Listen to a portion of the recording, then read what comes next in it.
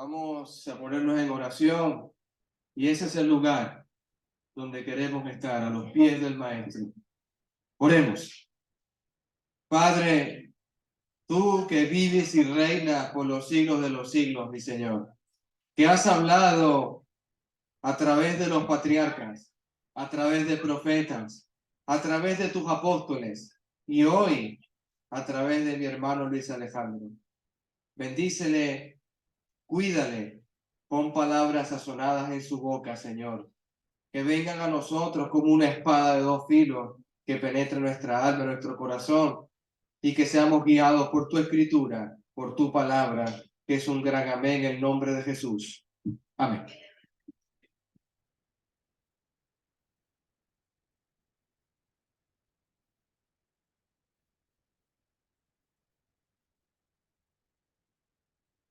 Buenos días, hermanos. Hoy domingo, Día del Señor, es un domingo lluvioso, domingo que no es muy común aquí en la ciudad de Madrid, días lluviosos. Pero es un día que particularmente me recuerda a mi tierra, me recuerda a mi ciudad. Son días muy comunes los días así en mis montañas andinas de Venezuela, días con neblina, donde lo que apetece es estar comiendo una pizca andina en familia y con un café de la tierra de mis abuelos de Rubio, del estado Táchira. Esto también me hace reflexionar y coincide, no sé si de una forma extraña, con el mensaje que he considerado traer hoy necesario para la iglesia como tal.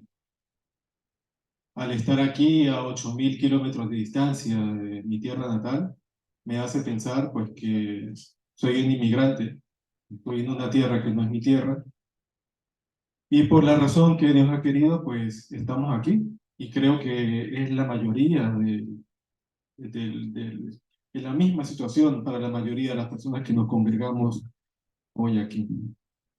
A veces el sentirnos fuera de nuestra tierra también nos hace pensar que la situación en cuanto a la predicación, en cuanto al crecimiento de la palabra es diferente. Pero lo vemos diferente porque estamos lejos de nuestra tierra, pero en realidad no es tan diferente. Y eso es lo que quiero que veamos esta mañana. La enseñanza de esta mañana, y quisiera que cada uno luego en sus casas o los líderes, si lo consideran posible, retomáramos o tomáramos un estudio sobre la carta de Filipenses, y aparte de ser una carta corta, me parece que se ajusta bastante a lo que es la realidad de esta congregación aquí en Madrid. La región o la ciudad de Filipo, donde estaba ubicada esta iglesia de los filipenses, tenía una característica, y es que la mayoría de las personas que estaban allí, la mayoría de las personas que comenzaron a formar parte de esa iglesia, eran inmigrantes también, eran judíos llegados a la ciudad de Filipo. Quiero que me acompañen, por favor, y vamos a comenzar leyendo la epístola a los filipenses. Vamos a leer el, a leer de nuevo el pasaje que ya nos leyó nuestro hermano Cristian más temprano esta mañana. Filipenses capítulo 2, versículo 15. Dice el apóstol Pablo: para que seáis irreprensibles y sencillos, hijos de Dios sin mancha, en medio de una generación tortuosa y perversa, en medio de la cual resplandecéis como luminares en el mundo, manteniendo en alto la palabra de vida, para que en el día de Cristo yo pueda gloriarme de que no he corrido en vano y he trabajado en vano. Fíjense que el apóstol Pablo nos dice, le dice a los filipenses de esa época y nos dice aquí a nosotros ahora que estamos llamados para resplandecer en medio de una generación tortuosa y perversa. No ha cambiado mucho. del momento que Pablo le dirigía estas palabras no ha cambiado mucho. A veces pienso que como cristianos nos desanimamos porque sentimos, oye, en el año 2023, qué difícil es la predicación, qué difícil es cuando tú vas en un metro o cuando vas en una Renfe y todo el mundo va fijado en su móvil, en su teléfono, y simplemente cada quien va como autómata, de cierta forma parecen como seres sin alma, seres sin rumbo. Y tú piensas, ¿cómo predicar? ¿Cómo llegarle a personas así? Pues para lo que vivió el apóstol Pablo y lo que vivió sus acompañantes, Silas, Timoteo, no fue muy diferente. Esta ciudad de Filipo, como mencioné hace un rato, tiene su nombre o tomó su nombre a partir de Felipe, padre de Alejandro Magno, que fue el que conquistó esta región de Macedonia. Fue la primera iglesia fundada, por lo menos conocida, documentada en Europa. Allí se libró la batalla de Filipo, que fue lo que terminó con la República Romana y empezó con el Imperio Romano como tal. Es paradójico que pensar que el Imperio Romano en realidad nació allí. Pero esta congregación tenía características especiales. Y vamos a leer allí mismo en la carta de Filipenses. Vamos a pasar bastante tiempo esta mañana en la carta de Filipenses. Vamos a leer la carta de Filipenses en el capítulo 1. Cómo comienza Pablo dirigiéndose a esta congregación. Filipenses capítulo 1, versículo 1. Pablo y Timoteo, siervos de Jesucristo, a todos los santos en Cristo Jesús que están en Filipo, con los obispos y diáconos. Gracia y paz a vosotros de parte de Dios, nuestro Padre y del Señor Jesucristo. Doy gracias a mi Dios siempre que me acuerdo de vosotros, rogando siempre en todas mis oraciones con gozo por todos vosotros, por vuestra comunión en el Evangelio desde el primer día hasta ahora. Fíjense que llama la atención que el apóstol Pablo nos está diciendo que en esta iglesia había ancianos y había diáconos. Era una iglesia que estaba totalmente constituida, había alcanzado la plenitud de lo que Dios ha diseñado como plan para las iglesias. Y el versículo 5, a veces pasa desapercibido, pero el versículo 5 es importante. Leámoslo de nuevo. Por vuestra comunión en el Evangelio, desde el primer día hasta ahora. Esta congregación que estaba en Macedonia, de Filipenses, era activa en la predicación desde el primer día que el apóstol Pablo visitó la ciudad de Filipo. Tenemos que recordar que en Hechos capítulo 16, el apóstol Pablo estaba visitando la ciudad de Filipo junto con Silas y se encontró una adivinadora que daba voces y tal, pero ella era usada por sus amos para obtener dinero. Y Pablo, el apóstol Pablo, le sacó el demonio, y eso hizo que obviamente el apóstol Pablo fuera enviado a prisión allí mismo en Filipo. Es una iglesia, diría yo, modelo. Es una iglesia que, a pesar de que el apóstol Pablo, más adelante, y no lo vamos a tocar esta mañana, les exhorta a la unidad, puede ser que haya un problema de ese tipo, pero es una iglesia que tenía una preocupación, y la preocupación que tenía esa iglesia era predicar. Y eso vamos a tocarlo un poco más adelante en esta mañana. Era una iglesia que le inquietaba el hecho de poder llegar a las personas que estaban en la ciudad. Y cuando una iglesia tiene esa inquietud, quiere decir que es una iglesia que está viva. Es una iglesia como tal, vive. Es una iglesia que quiere llevar la palabra del Señor, cumplir la gran comisión que nos ha dejado. Le dice el apóstol Pablo, generación maligna y perversa, y nosotros llamados a resplandecer en medio de esa generación. En medio de esta generación, ahora aquí en Madrid, año 2023. Si los filipenses sentían desasosiego, si los filipenses sentían alguna aprensión por la predicación, nosotros en Madrid también tenemos que sentirlo.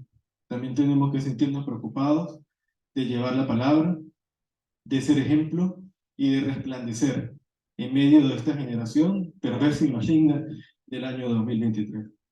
Llama la atención también que el mismo Señor Jesucristo, en el Evangelio de Mateo, no lo vamos a leer, pero si usted quiere tomar nota, Mateo 17:17, el mismo Señor le dijo a sus apóstoles: ¿hasta cuándo estaré de estar con vosotros, generación perversa?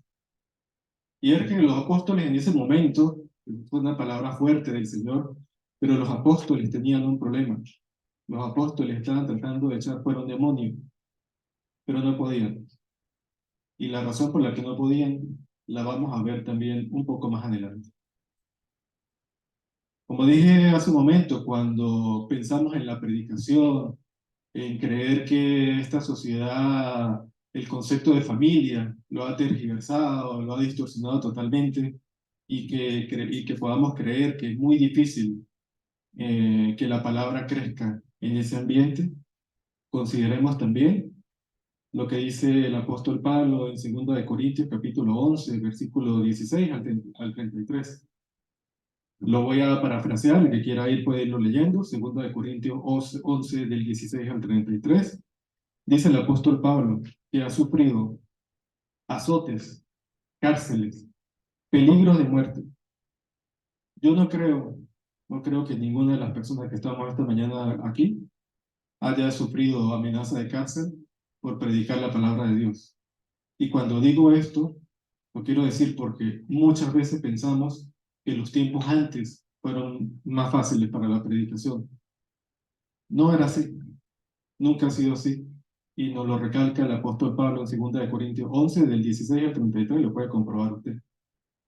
No ha sido fácil predicar el Evangelio, o por lo menos tratar de convencer al ser humano, ni desde el mismo principio del mundo, ni durante el Imperio Romano, ni ahora, ni antes del Imperio Romano.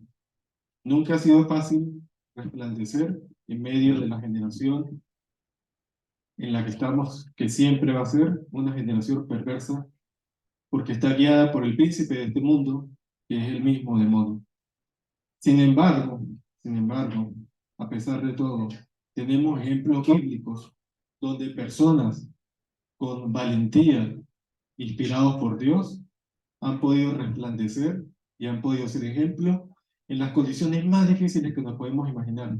Lo que podamos padecer nosotros, humillación, burla, que nos aparten por ser cristianos, porque seamos diferentes, no se compara ni en lo mínimo al siguiente personaje bíblico que vamos a revisar.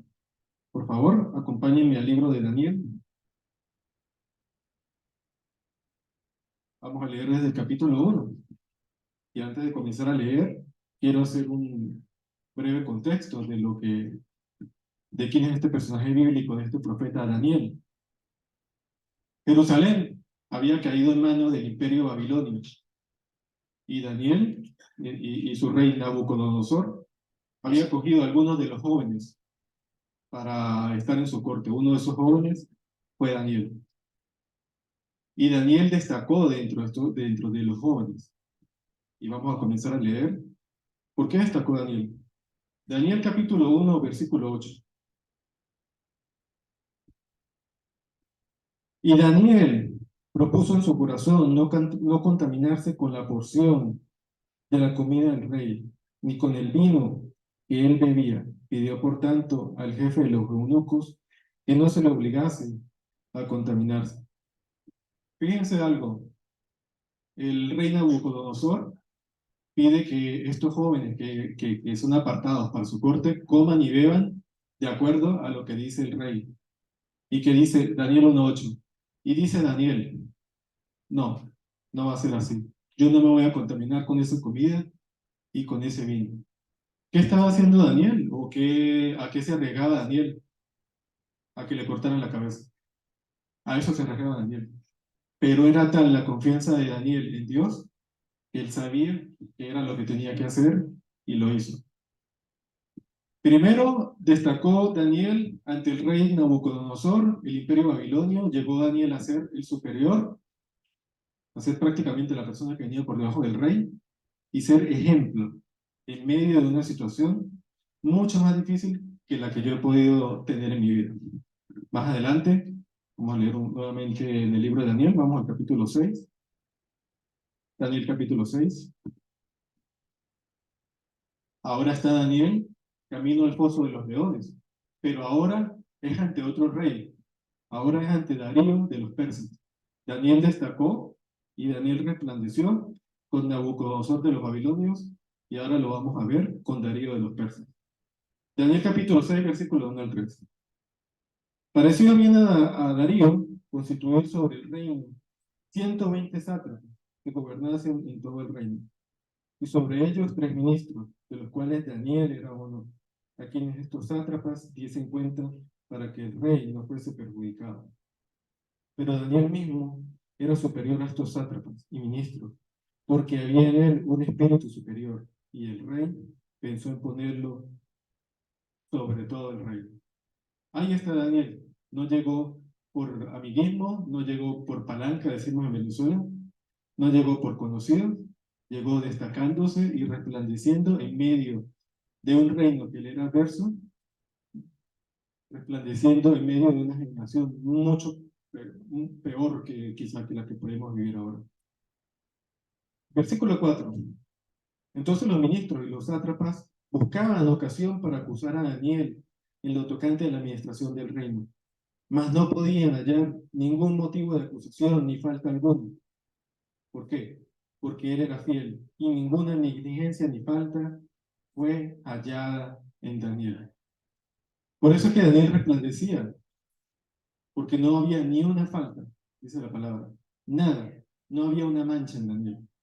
Versículo 5. Entonces dijeron aquellos hombres: no hallaremos contra este Daniel ninguna ocasión para acusarle, si no la hallamos contra él en relación con la ley de su Dios. Versículo 6. Entonces estos ministros y sátrapas vinieron apresuradamente a la presencia del rey y le dijeron así: Rey Darío, vive para siempre. Todos los ministros del reino, prefectos, sátrapas, consejeros y gobernadores han aprobado en consejo que promulguen un edicto real y lo confirmes, mandando que cualquiera que en el espacio de 30 días haga petición a cualquier dios u hombre fuera de ti, oh rey, sea echado en el foso de los leones.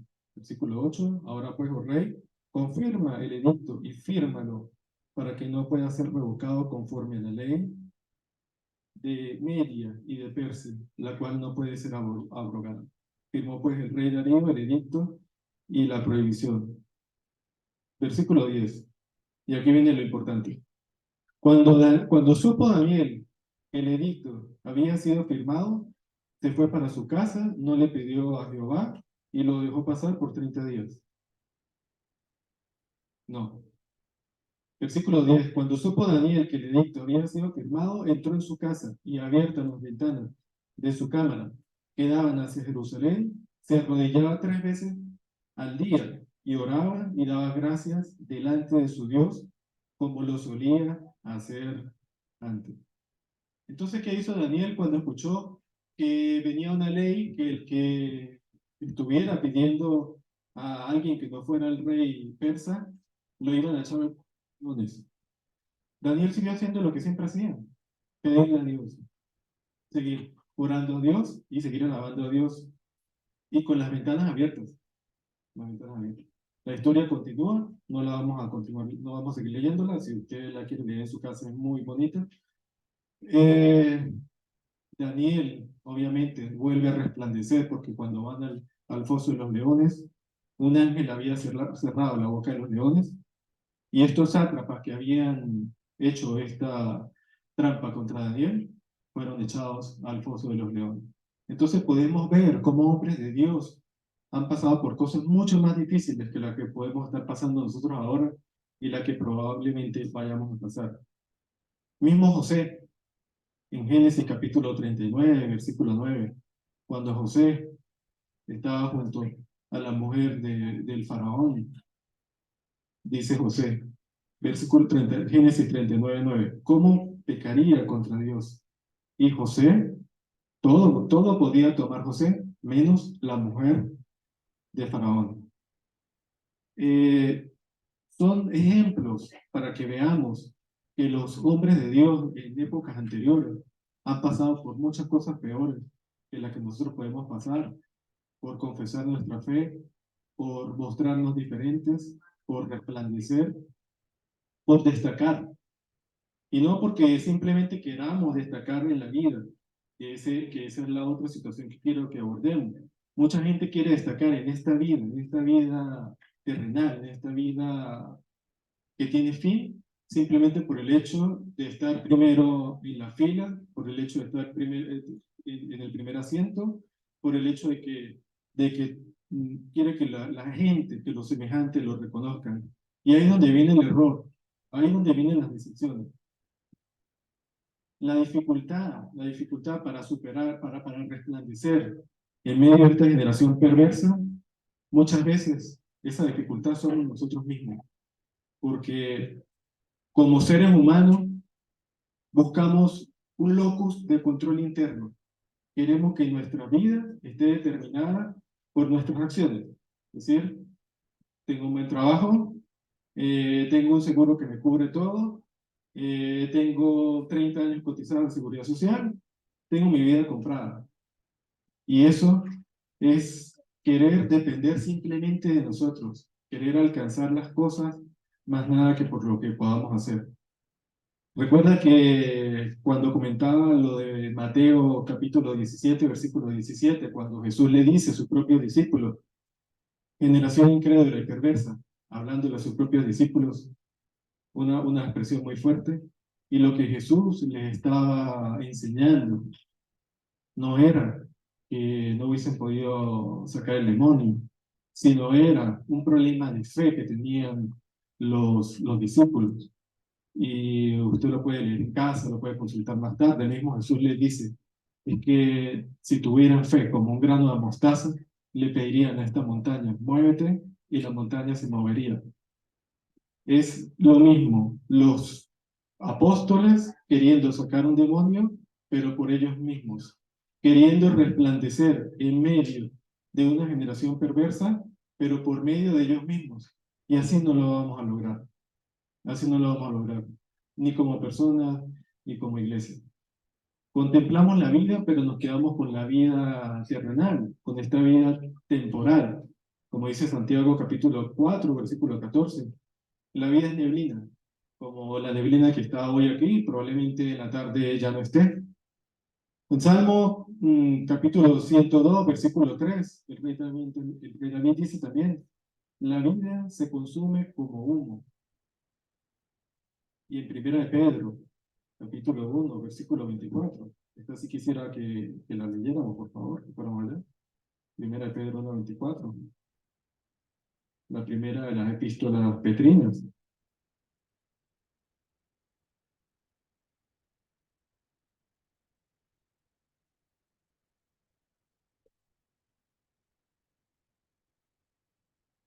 Primera de Pedro 1, 24. Porque toda carne es como hierba, y toda la gloria del hombre como la flor de la hierba. La hierba se seca y la flor se cae, mas la palabra del Señor permanece para siempre. Quedémonos con estas palabras. La carne es como la hierba, y la gloria del hombre es como la flor de esa hierba. La hierba se seca, la carne se seca, y la flor se cae. Es decir, nosotros por nosotros mismos no vamos a lograr resplandecer.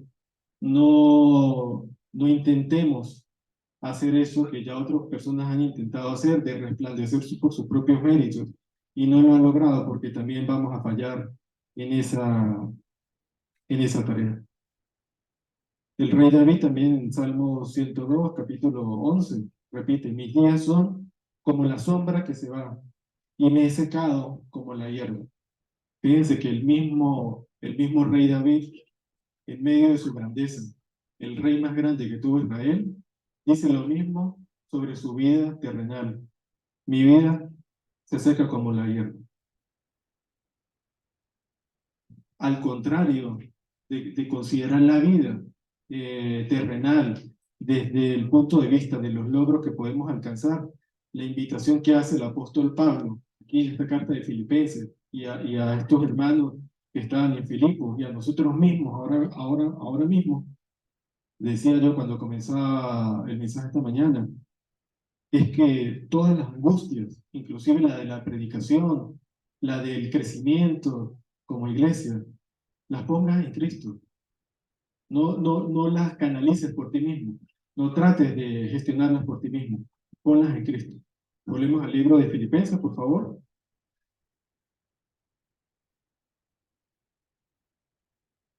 Y esta carta tiene pasajes que sabemos de memoria, pasajes que siempre debemos recordar y siempre debemos considerar. Filipenses capítulo 1, vamos a leer versículo 21. Porque para mí el vivir es Cristo y el morir es ganancia. Fíjense, una persona que es capaz de decir eso, el apóstol Pablo está diciendo, si yo vivo, vivo por Cristo. Y si muero, pues voy a ver a Cristo también. Se lo está diciendo a esta iglesia en Filipos. Y si quieren considerar una casa, si quieren leerlo más adelante, la forma como el apóstol Pablo comienza la epístola es enseñándole a los filipenses todo por lo que él ha atravesado, por lo difícil que él ha tenido que pasar para poder, eh, para poder ser partícipe de la gloria. Enseñándole quizás a una congregación que está en medio de una situación difícil. Podemos confirmarlo cuando en 2 Corintios el apóstol Pablo dice que son los de Macedonia los que en medio de su dificultad y de su pobreza, porque era una iglesia pobre, han participado para las necesidades de él. Y el apóstol Pablo les está diciendo aquí, con todo lo que yo he padecido, con todas las prisiones y con todo lo que he sufrido, el vivir para mí es Cristo y el morir es ganancia. En Romanos capítulo 6, versículo 3, el apóstol Pablo también nos dice que los que hemos sido bautizados en Cristo, hemos sido bautizados en su muerte. Está diciendo a los romanos en ese momento, no sabía si los romanos sabían o no, pero se lo estaba diciendo, hey, cuando tú te bautizaste, moriste en ese momento, tu vida murió allí. Y a los Gálatas, en capítulo 2, versículo 20, dice, con Cristo estoy injustamente crucificado, y ya no vivo yo, mas vive Cristo en mí, y lo que ahora vivo en la carne, lo vivo en la fe del Hijo de Dios, el cual me amó y se entregó a sí mismo por mí.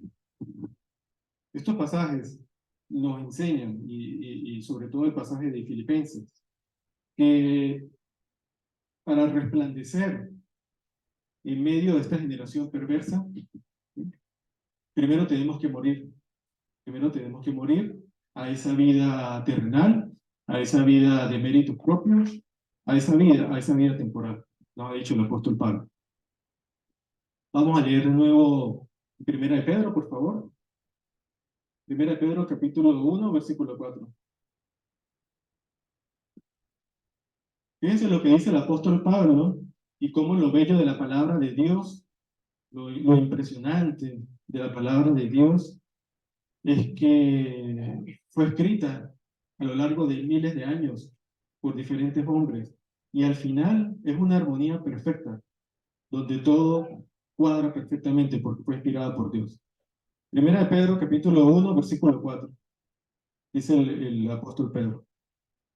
Para una herencia incorruptible, incontaminada e inmarcesible, reservada en los cielos para vosotros, que sois guardados por el poder de Dios mediante la fe, para alcanzar la salvación que está preparada para ser revelada en el último tiempo.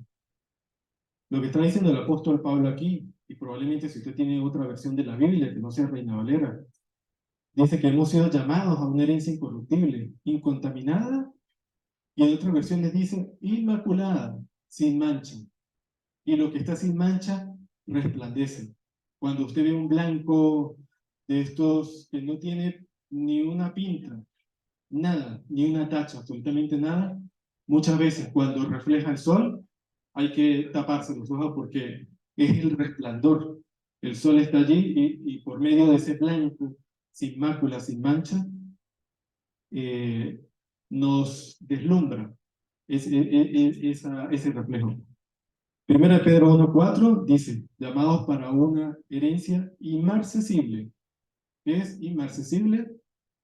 Que no se marchita, no se marchita. Estábamos hablando, leyendo hace un momento, que la carne es como la hierba y la vida es como la flor. La hierba se seca y la hierba se seca y la flor se marchita. Pues este llamado, esta herencia a la que hemos sido llamados nosotros, no se marchita. Y es donde viene la invitación. donde viene la invitación de Jesús. Mateo capítulo 6, versículos 19 al 21.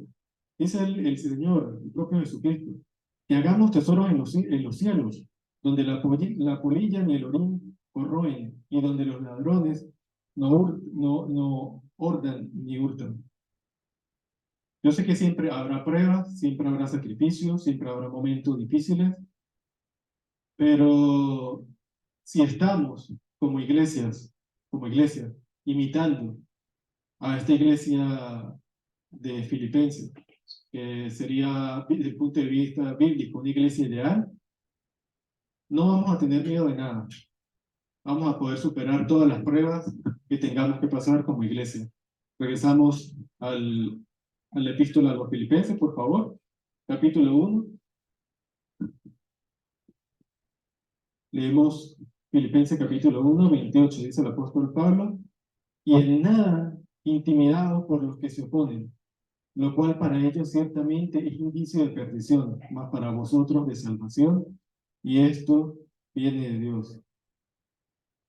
Fíjense lo que le está diciendo el apóstol Pablo, y aquí está respondiendo un poco a la inquietud de los filipenses. Filipenses quieren predicar, filipenses quieren crecer. No tengan miedo, no tengan miedo a lo que se oponen, porque para ellos la palabra es indicio de perdición, mas para vosotros de salvación, y esto es poder de Dios. Lo repite también el apóstol Pablo en 1 Corintios 1:18, cuando dice que la palabra de la cruz es locura para los que se pierden, pero para nosotros, los que nos salvamos, los que estamos aquí, los que queremos venir todos los domingos a alabar a Dios, es poder de salvación. Y esa es la convicción que tenemos que tener dentro cada uno de nosotros, arraigada y cimentarla como iglesia, como una iglesia que tiene que enfrentarse al estigma de estar constituida por extranjeros inmigrantes en una tierra que no es la nuestra. En Juan capítulo 17, versículo 15, dice el propio Jesucristo, dice que Él ora por nosotros, pero no para que Dios nos saque del mundo, sino para que Dios nos guarde del mundo. Volvemos a lo mismo, vamos a atravesar situaciones difíciles en las que vamos a tener que dejar de depender de nosotros mismos y de depender más de Dios. A veces la gente, a veces cuando se le habla a la gente, muchas veces las personas dicen, no, es que quiero una señal. Yo podría creer, pero si me viene una señal. Hebreos capítulo 1, versículo 1. Dios, habiendo hablado muchas veces y de muchas maneras en otro tiempo a los padres por los profetas, en estos últimos días nos ha hablado en el Hijo, a quien designó heredero de todo, por medio del cual hizo también el universo, el cual siendo el resplandor de su gloria y la fiel representación de su ser real, y el que sostiene todas las cosas con la palabra de su poder. Jesucristo es el resplandor de la gloria del Padre, y nosotros estamos llamados, de acuerdo a Filipenses, a ser el resplandor en medio de esta generación perversa e incrédula. Decía el color blanco. La Biblia nos habla siempre de presentar nuestra ropa de color blanco. Y este es un mensaje para los que ya hemos creído. Apocalipsis capítulo 3, versículo 5. Este es un mensaje para cada uno de nosotros. Apocalipsis capítulo 3, versículo 5. El que venza será vestido de vestiduras blancas, y no borraré su nombre del libro de la vida, y confesaré su nombre delante de mi Padre y delante de sus ángeles. Fíjense, nos tiene preparado Dios para los que estemos dispuestos a seguir adelante en medio de la adversidad, en medio de las dificultades. Una vestidura nueva, no como esta que se ensucia, una vestidura blanca, una vestidura sin mancha, una vestidura que no se marchita. Vamos a leer un último pasaje para terminar el mensaje esta mañana, por favor. Fíjense lo que dice el rey David en el Salmo capítulo 37. Un pasaje muy bello. Vamos a leerlo. Donde, como toda la palabra de Dios, siempre ha sido la misma porque es fiel. y Dios no cambia desde el principio, pues nos resalta nuevamente lo mismo. ¿Cómo vamos a resplandecer nosotros en medio de esta generación? Salmo capítulo 37, vamos a leer desde el versículo 1. No te impacientes a causa de los malvados. No nos lo decía ya Pablo en Filipenses, en su momento. No tengan miedo de la gente que supone el Evangelio. 37, Salmo 37, 1. No te impacientes a causa de los malvados, ni tengas envidia de los que hacen iniquidad, porque como hierba serán pronto cortados, y como el césped verde se secarán. Confía en Jehová y haz el bien. Habita tu tierra y cultiva la fidelidad. Pon asimismo tu delicia en Jehová, y Él te concederá las peticiones de tu corazón. Encomienda a Jehová tu camino y confía en Él, y Él actuará. Versículo 6. Exhibirá tu justicia como luz y tu derecho como el mediodía. Ahí está la forma, hermanos, amigos, como vamos a resplandecer nosotros en medio de esta generación, en medio de esta ciudad que nos tocó vivir. Muchas gracias por su tiempo. Gracias, hermanito. Vamos a despedirnos en oración.